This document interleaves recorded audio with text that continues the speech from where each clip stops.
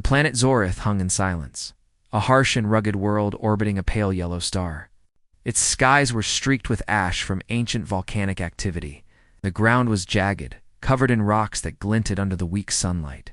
Scattered across the barren plains were human mining colonies, small settlements that looked fragile against the looming horizon. Life was harsh, but humans had survived here for decades, carving homes from stone and metal and growing small gardens in controlled domes. Among these colonists was Captain Mark Harris, a man in his late 30s who had spent half his life among the stars. He was lean and strong, with eyes that missed nothing, trained to think ahead in situations where the odds were stacked against him. The colonists respected him for his calm confidence and sharp intelligence. On this day, the air felt different. The sky had turned a strange orange, not from the sun, but from distant ships moving across the horizon, ships that did not belong to Zoroth. The aliens had arrived. Harris stood on a rocky hill, binoculars in hand, scanning the fleet. They were unlike anything the humans had ever seen. Sleek and angular, each ship shimmered with strange energy fields. From a distance, they looked beautiful, almost elegant, but beauty hid danger. The aliens had conquered worlds with fleets like these. "They're moving faster than the scouts predicted," said Lieutenant Anna Kim, Harris's second in command, her voice tight with worry. "If they land before we evacuate the civilians, it will be chaos." Harris lowered the binoculars. "We'll make them regret underestimating us. Get the teams ready. Everyone must know their position. No one leaves their post until I say." The aliens believed humanity was weak. They had no reason to suspect that humans could resist. In their eyes, the colonists were simple miners and engineers, small creatures who would flee or surrender. The aliens were confident, sending a first wave of landing forces down to the colony without even reconnoitering fully. But humans were clever. For years, they had prepared for the day the galaxy's stronger races might notice them. Harris had built secret bunkers, hidden supply caches, and traps among the jagged rocks. They might not have the numbers or the firepower, but they had ingenuity, courage, and determination. The first ships touched down near the main mining hub. Smoke hissed as the landing engines pushed dust into the air. The aliens stepped out, tall, multi-limbed beings with armor that glowed faintly, their eyes scanning the colony with disdain. They assumed the humans would cower, but instead, small groups of colonists moved quickly to take cover and ready their defenses. Harris gave the signal. The series of alarms rang across the colony. Automated turrets hidden among the rocks began to hum as they powered up. Smoke grenades filled the air, confusing the alien sensors. Humans dashed from bunker to bunker, their movements coordinated and precise. They had practiced for this moment, knowing that every second counted. The aliens advanced confidently, their weapons ready. But as they approached, they stumbled into hidden traps. Spinning nets entangled some of them, while other devices emitted bursts of high-voltage energy that disrupted their armor. The humans were small, but they moved like shadows, striking from unexpected angles. Harris led a squad through a narrow canyon, carefully avoiding the alien patrols. They had a single objective: reach the central communication tower and send a distress signal to Earth. Every step was dangerous, but they moved with purpose, understanding that failure meant not just death, but the end of the colony. Inside the communication hub, engineer Leela Marino worked frantically, her fingers flying over the controls. The distress signal was almost ready, but the aliens were closing in fast. "Captain, they're near the perimeter," she shouted. Harris nodded. "We'll hold them. Cover me." Outside, the aliens pushed forward, expecting little resistance. Then the humans struck with everything they had. Explosions rocked the ground, and the aliens were forced to fall back. They had not expected cunning tactics. Their strength alone was not enough to overcome humans who could think, adapt, and fight with courage. Despite their best efforts, the humans were losing ground. The aliens' numbers were overwhelming, and each passing minute brought new threats. Yet even in the face of danger, the colonists did not panic. Parents guided children into safe shelters. Miners grabbed makeshift weapons. Every citizen became part of the defense, because every human understood the stakes. Harris saw an alien squad moving to cut off the engineers. Without hesitation, he charged, leading his team in a daring attack. They used jetpacks to leap over obstacles, grappling hooks to swing from rocks, and even improvised energy slings to disable the alien armor. The aliens were caught off guard. No one had fought like this before. After what felt like hours, Harris finally reached the central tower. Lila activated the signal, sending a powerful transmission into deep space. It was a call for help, a message that humans needed allies, and that they were fighting not just for survival, but for their right to exist. The aliens sensed the change. Their arrogance faltered as they realized the humans were not just cowering prey, but determined defenders. Harris and his team fought with unrelenting energy, holding the aliens at bay just long enough for the signal to leave the planet. From high above, the first signs of human reinforcements began to appear as tiny points of light streaking through space. The aliens looked up in shock, recognizing the unmistakable shape of human warships arriving at unprecedented speed. But that moment, that first glimmer of hope, came at a cost. Many colonists were wounded, and several brave defenders had fallen. Harris surveyed the battlefield, exhaustion and pride mixing in his eyes. Humanity was small, yes, and seemingly fragile, but their courage and intelligence had made the aliens hesitate. That hesitation would be crucial. As the sun set behind jagged mountains, painting the sky in crimson and gold, the humans prepared for the next wave. They knew reinforcements were coming, but the battle was far from over. Yet for the first time, hope had replaced fear. Harris stood on a hill overlooking the colony. The wind swept across his face, carrying the scent of smoke and determination. "They thought no one would come," he said quietly. "But they were wrong. Humanity will show them the storm is coming." And far above, across the void of space, the first human fleet jumped into the Zoroth system. Fast and unstoppable lightning ready to strike. The dark expanse of space above Zoroth shimmered as distant lights grew brighter and faster, streaking across the void. To the alien fleet, these were unexpected, impossible. They had counted on the humans being weak, scattered, and defenseless, but now a vast armada appeared, jumping into the system with blinding speed. The humans were here, and they came like lightning. Admiral Sarah Trent, commanding the human strike fleet, watched the holographic display in her flagship. Each point of light represented a ship. Each ship carried humans determined to protect their colony and assert their place in the galaxy. Unlike the aliens, humans did not rely solely on overwhelming numbers or raw firepower.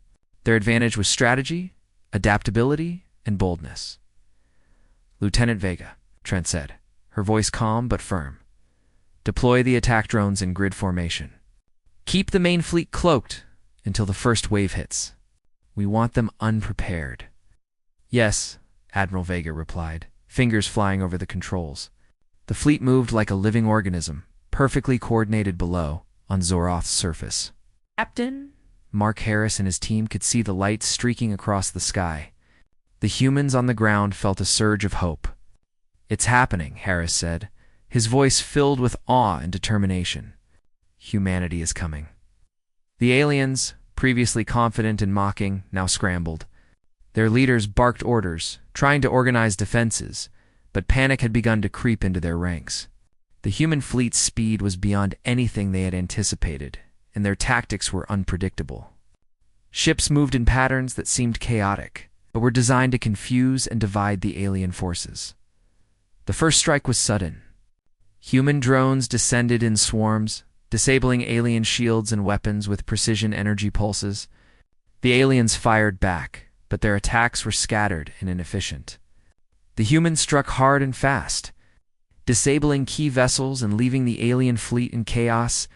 Harris coordinated with the fleet through secure channels. "Target the dropships moving toward the colony," he commanded. "Focus fire. Do not let them land." The humans on the ground joined in the fight. Using improvised rocket launchers and energy slings adapted from mining tools, they hit the alien dropships, forcing many to abort their descent. The aliens could not believe it. The humans were small, Yes, but they were fearless, clever, and united. Every attack seemed to anticipate the alien moves before they even made them. Admiral Trent's fleet moved in waves, striking the aliens' weak points. The humans used hit-and-run tactics, darting in to strike and then pulling back before the aliens could respond.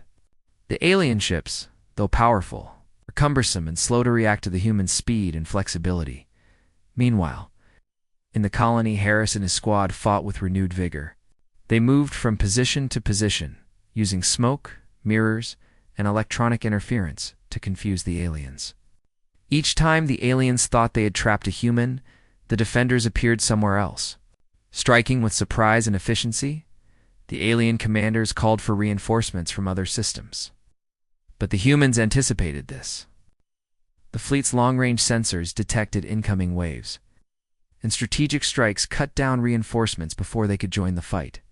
Humanity was everywhere at once, yet nowhere the aliens expected. In the skies above the colony, dogfights erupted. Human pilots maneuvered their starfighters with daring skill, weaving between alien vessels, targeting engines and weapon systems. Every shot was calculated, every movement precise. Even the smallest fighter could take down a larger alien ship if the pilot was clever enough. On the ground, Lila Marino continued to coordinate communications and defense. She guided small squads to key positions, marking where reinforcements would arrive and where ambushes would be most effective. The colony, once a place of miners and engineers, had become a fortress of resistance, bolstered by the arrival of the fleet. The aliens tried to regroup, sending a massive warship to crush the human fleet. It moved like a shadow across the sky, its weapons ready to annihilate everything below. But the humans were prepared. Using coordinated strikes from multiple directions, they overwhelmed the ship's defenses. Harris watched through a long-range scope as the warship was disabled, drifting helplessly in orbit before exploding in a brilliant flash. The explosion lit the skies over Zorith, a signal of human power and determination.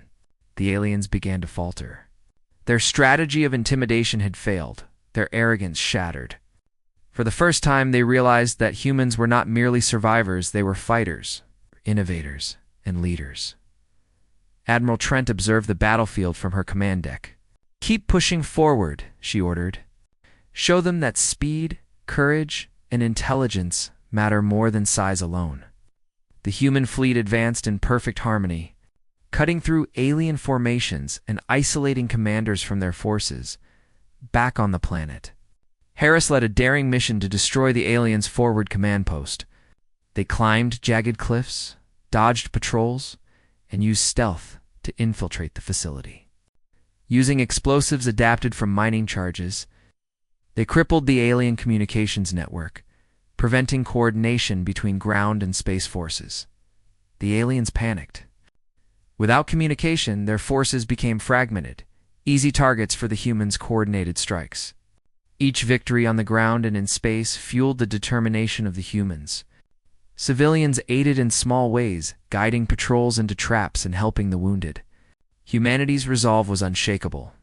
In orbit, the alien flagship tried to rally the remaining fleet, but the humans anticipated their moves. Using advanced navigation and targeting, the human fleet struck with precision, cutting off escape routes and forcing the alien vessels into disadvantageous positions. It was a relentless storm of strategy and bravery. The battle reached its climax when the largest alien command ship descended to try and crush the colony. Harris and his squad set up a final ambush. Using a combination of explosives, energy pulses, and environmental traps, they forced the massive ship into a canyon, where the fleet above and the humans below struck simultaneously. The ship exploded in a massive fireball, shaking the ground and sending waves of energy into the sky. The aliens' remaining forces retreated, fleeing into the darkness of space. Their arrogance had been broken, their assumption of human weakness destroyed. Harris looked around at the surviving colonists. Faces were streaked with soot and sweat, hands trembling from exertion, but eyes shone with triumph. They had survived. Against overwhelming odds, humans had defended their home. Holding the line long enough for reinforcements to arrive and turn the tide, Admiral Trent's fleet hovered above the planet, ensuring the aliens had truly retreated. Communications were established with the colony, confirming the safety of all civilians. Humanity had not just arrived, they had struck like lightning, swift and impossible to ignore. Harris smiled faintly, exhaustion weighing on him. "They thought no one would come," he murmured. They were wrong. Humanity arrived, and we showed them the storm of our courage and skill. The humans on Zorath stood together, proud and unbroken. Above them, the stars shimmered, as if acknowledging their triumph. Across the galaxy, the tale of this battle would spread, a warning to all who underestimated humanity. For now, the battle was over, but the story of human bravery, intelligence, and determination was only beginning. Humanity had arrived like lightning, and no one would forget it. The skies above Zorath were quiet now, though the remnants of battle still lingered. Smoke drifted across the jagged mountains, and the ground was scarred with craters and the remains of alien machinery. The colony had survived, but the victory came at a cost. Buildings were damaged, mines were collapsed, and supplies had been lost. Yet, the humans stood tall, proud and determined. Captain Mark Harris walked among the colonists, checking on the wounded and offering words of encouragement. His face was streaked with soot, his uniform torn, but his eyes held a calm determination. Every person he passed, miners, engineers, medics, and even children who had helped in small ways, looked up at him with respect and gratitude. "Captain Harris," said Lieutenant Anna Kim, approaching quickly. "We've received a message from Admiral Trent. She wants to speak with you directly." Harris nodded, and followed her to the secure communication hub. On the holographic screen, Admiral Sarah Trent appeared, standing tall and confident on the bridge of her flagship. Her presence radiated authority and calm leadership. "Captain," she said, her voice steady, "the situation on Zorath is secure. Thanks to your leadership and the courage of your team, the aliens have retreated. You've proven what we always knew. Humanity is resilient, clever, and unstoppable when united." Harris bowed his head slightly. "Thank you, Admiral." The colonists did their part too. "We could not have held them off without everyone working together." Trent smiled. "Your bravery will be remembered across the galaxy. Today, humanity has shown that we do not run from danger, we face it head-on. Your fight has inspired every ship in the fleet and every colony under threat. The aliens underestimated us, and that was their greatest mistake." While the human fleet continued patrols above, ensuring the aliens did not return, Harris returned to the colony. Survivors were repairing their homes and equipment, sharing stories of small victories and acts of bravery. Children ran through the streets, laughing despite the scars of battle. Mimicking the humans' daring moves against the aliens, Harris stopped at a makeshift memorial built near the center of the colony. Names of those who had fallen were engraved into polished stone, a reminder of the sacrifices made to protect the innocent. He placed a hand on the memorial, bowing his head. "You fought for all of us," he whispered. "Your courage lives on." Even as they mourned, hope grew stronger. Humanity had arrived when no one else would.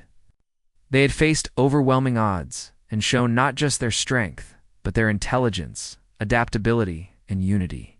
News of their triumph would spread, a signal to every corner of the galaxy that humans were not to be ignored. Days later, a group of alien envoys arrived, cautiously landing near the colony under a white flag. Their leader, a tall being named Varel, approached Harris with measured steps. The humans had prepared for combat, but the aliens' posture was not aggressive. They were here to speak. Captain Harris met them with his team behind him, weapons ready, but lowered. "State your purpose," he demanded. Varel bowed slightly, a gesture of respect. "We came to acknowledge humanity's victory. We misjudged you. Your courage, intelligence, and strategy were beyond what we expected. We offered dialogue instead of conquest. We wish to understand, not destroy." We studied the alien leader carefully. "And why should we trust you?" "Because," Varel said, his voice calm, "you have shown what we could not ignore. You have strength beyond mere numbers. We hope to learn from you, and perhaps one day, to coexist." Harris nodded slowly. We will hear what you have to say. But remember this, humanity does not bow to threats. We protect our own, and we act when others hesitate. With negotiations underway, the humans and aliens began to work together to clear debris, repair essential structures, and stabilize the colony. The aliens provided technology to help rebuild faster while humans shared knowledge of the planet's terrain and resources. Though wary, both sides recognized the value of cooperation. In the fleet above, Admiral Trent addressed her crew. Humanity has proven today that courage and ingenuity are more powerful than arrogance and intimidation. The galaxy has seen our storm arrive, and it is just the beginning. Wherever there is injustice, wherever there is danger, humans will rise. We are not the largest species, but we are among the fiercest and most determined. Let today be remembered as the moment the galaxy learned not to underestimate us. Harris continued his work on the ground, assisting in repairs and encouraging colonists to reclaim their lives. The humans' victory had brought them confidence. They had faced a seemingly unbeatable force and emerged stronger. Even those who had doubted themselves found new courage, inspired by the fleet that had arrived like lightning. As weeks passed, the colony transformed. The once fragile buildings now stood stronger, reinforced by both human and alien technology. Mines reopened, gardens flourished, and children played freely under the watchful eyes of adults who knew the cost of bravery. Harris took a quiet moment to gaze at the stars. The human fleet remained above, a silent promise that help could come at any time. Across the galaxy, other colonies and small worlds watched the signal. Hearing tales of humanity's speed, courage, and ingenuity, they saw that humans, though small and underestimated, could strike like lightning and defend what mattered most. Among the aliens, Burrell and his delegates began to report back to their leaders. Their initial arrogance had been shattered, replaced by a grudging respect. They had learned that strength was not only measured by size or firepower, but by courage, intelligence, and unity. Humanity's arrival had changed the perception of the species forever. In the colony, Harris walked through the main plaza where children played and adults repaired homes. Survivors shared meals, laughter returned to the streets, and hope filled the air. One young engineer, barely 15, ran up to Harris with a crude model of a starship he had built. "Captain, look. One day, I want to fly like them." Harris smiled, ruffling the boy's hair. "You will. And you'll do it better than anyone else. Remember what we fought for, and never forget that courage matters more than size." As night fell, the stars sparkled above Zorath. The human fleet rested in orbit, watching over the colony, ready to respond to any future threat. On the ground, humanity rebuilt not just homes, but pride, courage, and a reputation that would echo across the galaxy. Captain Harris stood on a hill, overlooking the restored colony, feeling a sense of accomplishment and responsibility. "They thought no one would come," he murmured. "They were wrong. Humanity arrived like lightning, and the galaxy will never forget it." Nice. In distant worlds across systems that had once viewed humans as weak or insignificant, stories spread. The humans of Zorath had demonstrated that determination, intelligence, and bravery could overcome impossible odds. Their actions became a symbol of hope, a testament to the enduring spirit of humanity, even as the alien fleet regrouped elsewhere. Hesitant to confront humans again, a new understanding began to grow. The galaxy had learned a valuable lesson. Never underestimate the courage of a species that fights for its home, its people, and its principles. And so, on Zorath, life returned. The colonists thrived under the watch of the human fleet, rebuilding stronger than before. The story of the battles spread far and wide, inspiring others to rise against oppression, to defend their homes, and to trust in their own ingenuity and courage. Captain Harris watched the sun rise over the mountains, the sky painted in shades of gold and orange. He knew challenges would come again, as they always did in a galaxy filled with conflict and ambition. But for now, humanity had proven its place. With the fleet ready above, the colonists safe below, and the galaxy beginning to take notice, humanity's legend had begun. They had arrived when no one expected them, striking fast, smart and fearless. They were not just survivors. They were a force of hope, courage, and change. Humanity had arrived like lightning, and the storm had just begun.